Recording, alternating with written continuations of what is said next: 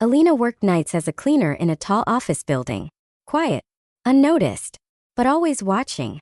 Her days blurred together. Vacuuming hallways, scrubbing glass doors, listening to fragments of conversations that weren't meant for her. She was 24. No family money, no connections. Just a sick mother at home, and debts that never seemed to end. One evening, as she polished the glass doors in the lobby, a voice broke the silence. "Where is she? My meeting starts in 30 minutes. My wife has vanished." The man was Arkady Vitlov, billionaire dealmaker, always surrounded by men in sharp suits and fake smiles. He spotted Alina, a young woman, neat, modest, unassuming. He walked up, impatient. I need a woman for tonight.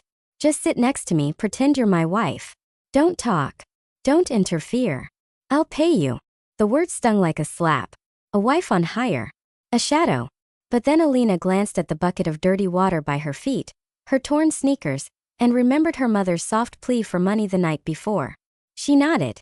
Minutes later, she sat at a grand table draped in silk, surrounded by men discussing millions. She wore a borrowed dress, her lips sealed. She didn't speak, but her mind was sharp. At the table sat Arkady, a European investor, and a logistics magnate from Asia. The air was thick with power plays, figures, and hidden agendas. No one noticed the silent woman at Arkady's side. She was invisible. Invisible until she saw what others missed. One investor smiled too much. His eyes darted over the papers. His hand fidgeted nervously with a napkin under the table. When he pointed to a new clause in the contract, something inside Alina stirred. She had no legal training, no jargon, but she knew people. And she knew deceit when she saw it. She excused herself, leaned close to Arkady, and whispered, "If you sign that, you'll lose everything." His face hardened. "Who do you think you are?" he hissed. But as his eyes returned to the page, the trap revealed itself. Hidden fine print that would have allowed the company to be bought out at a fraction of its worth. His lawyers had missed it, but the cleaner saw it. For the first time that night, Arkady was shaken. He halted the meeting, pulled Alina aside. "Explain," he demanded, teeth clenched. She met his eyes calm.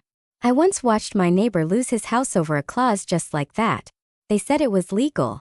But I saw it for what it was. I don't know laws. I know people. And I know when they're lying." Her words were simple, honest, and undeniable. When Arkady returned to the table, he had the contract reviewed again. His assistant turned pale. Alina had been right. What could have been a catastrophe was avoided. By the janitor no one saw. One foreign partner, intrigued, asked her directly, "Do you always see the truth so clearly?" She shrugged. "I've lived too long among people who hide behind lies. I stopped trusting words. I listened to the voice, and the silence behind it." The room fell quiet. For the rest of the night, Alina's presence was no longer ignored. She didn't speak often, but when she did, her observations cut through the noise with startling clarity. Even the seasoned negotiators began to listen. By the end of the night, the contract was rewritten, balanced fairly. No one felt cheated, not even those who had planned to deceive. As the room emptied, one partner shook Alina's hand. "Don't waste this gift. Honesty is rarer than all our experience." Arkady looked at her differently now. "No degree?" he asked. "Only life," she answered. 2 months passed. Alina no longer dragged buckets up stairwells. She rode the elevator to the top floor, to the strategy department, sitting at a desk by the window, part of the team Arkady built after that night. She hadn't changed. Still honest. Still plain-spoken. Still listening to pauses, glances, and fears as much as words. She didn't care for titles or pretty speeches. She cared for truth. One day, a journalist asked Arkady, "Who influenced your career the most this year?" His reply was simple. "A cleaner, or rather a former one. She once told me, 'I can just feel when someone lies.' Since then, I've started listening to the people I used to ignore." At home, Alina watched the interview with her mother.